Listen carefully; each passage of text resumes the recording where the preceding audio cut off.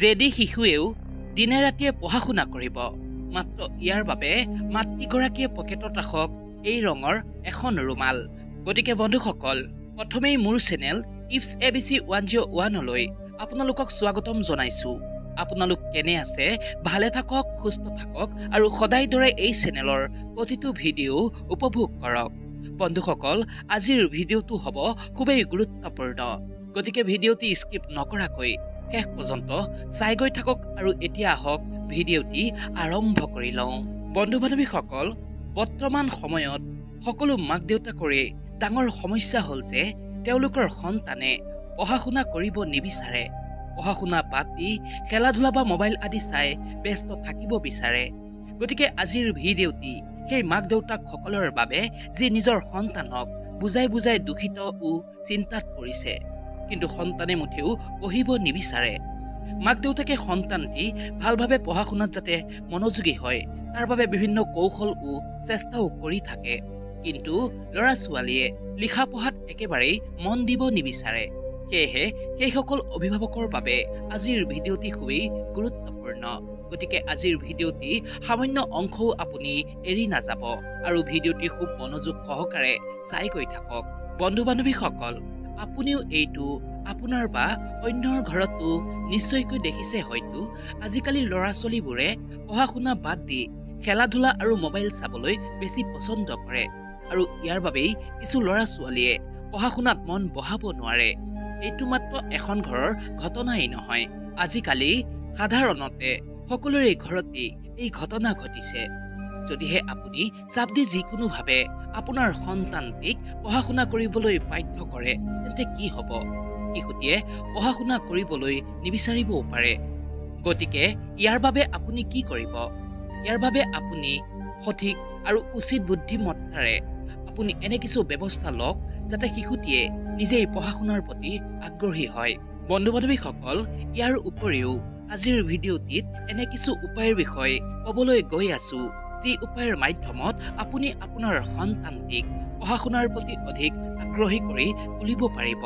গতিকে এই সকলোবোৰ বিষয় বিস্তাৰিতভাৱে জনাৰ পূৰ্বেই ভিডিঅ'টিত এটা লাইক কৰি পাৰিলে চেনেলটো ছাবস্ক্ৰাইব কৰি ৰাখি দিয়ক, যাতে এই চেনেলত আহিব লগা নতুন নতুন তথ্যৰ ভিডিঅ'বোৰ আপোনালোকে নটিফিকেশ্যনৰ দ্বাৰা পাই গৈ থাকে। এতিয়া আহক মূল পৰ্বলৈ। বন্ধু বান্ধৱীসকল, ইয়াৰ বাবে আপোনালোকে কি কৰিব? যেতিয়াই আপোনাৰ সন্তানে পঢ়া শুনা কৰিবলৈ বহিব, সেই সময়ত আপুনি কি কৰিব? সেই সময়ত আপুনি এটা তুলসীৰ পাত আপোনাৰ সন্তানটিৰ মুখত ৰাখি দিব। এই উপায়টিৰ মাধ্যমত সন্তানটিৰ পঢ়া শুনাৰ প্ৰতি একাগ্ৰতা বাঢ়িবলৈ আৰম্ভণি কৰিব। লগতে ভগৱান গণেশজীও শিশুটিৰ ওপৰত সুখী হ'ব। আপুনি হয়তো এই কথা নিশ্চয় ভালকৈ জানে যে য'ত ভগৱান গণেশৰ কৃপা থাকে সেই ঠাইলৈ শুভতা আহে, সমৃদ্ধি আহে। এই উপায়টিৰ মাধ্যমত ভগৱান গণেশজী সুখী হৈ আপোনাৰ সন্তানক জ্ঞান বুদ্ধি আৰু সাফল্যৰ আশীৰ্বাদ কৰিব। সেয়েহে এই উপায়টি আপুনি অৱশ্যেই এবাৰ চেষ্টা কৰি চাব। এইটো খুব সহজ সৰল উপায়। এইবাৰ জানো আহক দ্বিতীয় উপায়টোৰ সম্বন্ধে। যদি আপোনাৰ সন্তানটি পঢ়া শুনাত দুৰ্বল বা পঢ়া শুনা কৰিব নিবিচাৰে, তেন্তে আপুনি ইয়াৰ বাবে কি কৰিব? ইয়াৰ বাবে যি কৰিব লাগিব সেয়া হ'ল আপুনি সকলো সময়তে শিশুটিৰ পকেটত এখন ৰঙা ৰুমাল ৰাখি দিব আৰু প্ৰতিদিনে আপুনি দেৱী সৰস্বতী আৰু ভগৱান গণেশৰ বীজ মন্ত্ৰ জপ কৰিব। যদি এই ক্ষেত্ৰত আপুনি জপমালাৰ সম্পূৰ্ণ কৰাত সক্ষম নহয়, তেন্তে আপুনি যিমানবাৰ পাৰে জপ কৰিব।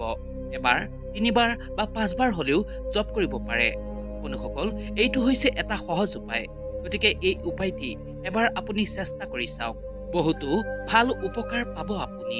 ইয়াৰ বাবে মা সৰস্বতীৰ বীজ মন্ত্ৰ হৈছে ওম আইম আইম আইম হ্ৰীম হ্ৰীম হ্ৰীম সৰস্বতী নমঃ, আৰু ভগৱান গণেশৰ বীজ মন্ত্ৰ হৈছে ওম শ্ৰীম হ্ৰীম ক্লীম গ্লম গাম গণপতৈ ভাৰবৰত সৰ্বজন জনমে বসমনৈ স্বাহা। এইবাৰ জানো আহক তৃতীয় উপায়টিৰ সম্বন্ধে। আপোনাৰ সন্তানক পঢ়া শুনাত মনোযোগী কৰিবলৈ আৰু সন্তানটিৰ একাগ্ৰতা বাঢ়িবলৈ আপুনি সন্তানটিক প্ৰাতক যোগ কৰাব পাৰে। এই যোগ কৰিলে আপোনাৰ সন্তান পঢ়া শুনাত আগ্ৰহী হ'ব। ইয়াৰ বাবে আপুনি এগছি প্ৰদীপ বা মমবাতি জ্বলাব আৰু সন্তানটিক সেই প্ৰদীপ বা মমবাতিৰ ফালে তাৰ মনোযোগ কেন্দ্ৰীভূত কৰিবলৈ ক'ব, আৰু এইটো আপুনি প্ৰতিদিনে কৰাব।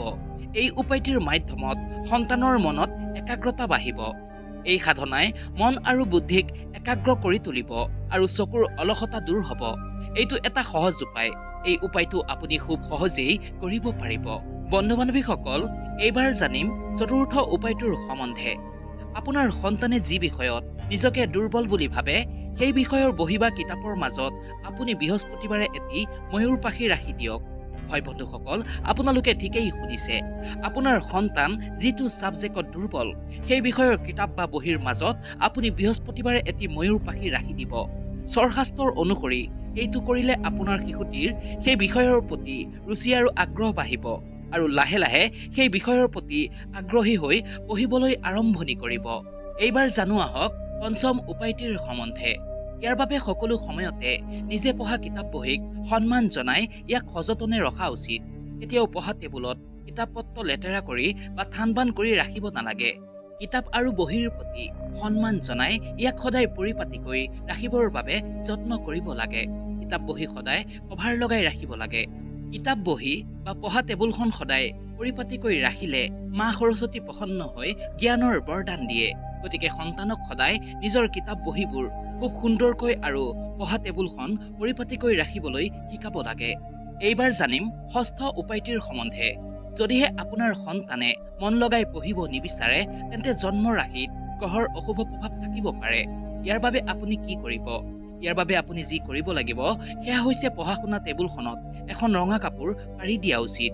ইয়াৰ পাছত সেই টেবুলত এটা শ্ৰীযন্ত্ৰ স্থাপন কৰিব আৰু যেতিয়াই সন্তানটিয়ে পঢ়িবলৈ টেবুলত বহিব, সেই সময়ত অন্তত 2 মিনিট হলেও শ্ৰীযন্ত্ৰৰ ফালে মনোযোগ দিবলৈ ক'ব আৰু ওম ভবাই বিদ্ৰাম দেহি দেহি ওম নমঃ মন্ত্ৰটি জপ কৰিব। আৰু এই মন্ত্ৰটি 5 বাৰ, 11 বাৰ বা 21 বাৰ জপ কৰিব পাৰে। এনে কৰিলে লাহে লাহে আপোনাৰ সন্তানৰ পঢ়া শুনাৰ প্ৰতি আগ্ৰহ বাঢ়িব আৰু আপুনিও নিজেও এইটো অনুভৱ কৰিব যে আপোনাৰ সন্তানে আগতকৈ ভালদৰে পঢ়া শুনাত মনোযোগ দিবলৈ ধৰিছে। ইয়াৰ লগতে আৰু এটা কথাত অৱশ্যেই ধ্যান দিয়া উচিত যে ষ্টাডি ৰুমত কেতিয়াও শৌচাগাৰ থাকিব নালাগে। লগতে ষ্টাডি ৰুমত যদি আপুনি আইনা ৰাখিছে, তেন্তে ইয়াক এনেভাৱে ৰখা উচিত যাতে তাৰ ছায়া কিতাপ বহীৰ ওপৰত নপৰে। নহলে কিন্তু শিশুৱে পঢ়া শুনাত চাপ অনুভৱ কৰিব পাৰে। গতিকে বন্ধু বান্ধৱীসকল, আজিৰ ভিডিঅ'টিত খুব সৰু সৰু কিছু উপায়ৰ সম্বন্ধে আলোচনা কৰিলো, যাক আপোনালোকে সহজেই কৰিব পাৰিব। আৰু আপুনি গোটেইকেইটা উপায় নকৰিলেও হ'ব। আপোনাৰ ইচ্ছা মতে যিকোনো 2টা উপায় আপুনি কৰিব পাৰে। চাব আপুনি খুব ভাল ৰিজাল্ট লাভ কৰিব। সেয়েহে বন্ধু বান্ধৱীসকল, যদিহে ভিডিঅ'টি আপোনালোকৰ ভাল লাগিলে তেন্তে এটা লাইক কৰি দিব। লগতে আপোনাৰ বন্ধু বান্ধৱীলৈ শ্বেয়াৰ কৰি দিব। আজিলৈ ইমানেই। পুনৰ আকৌ লগ পোৱা হ'ব। ধন্যবাদ।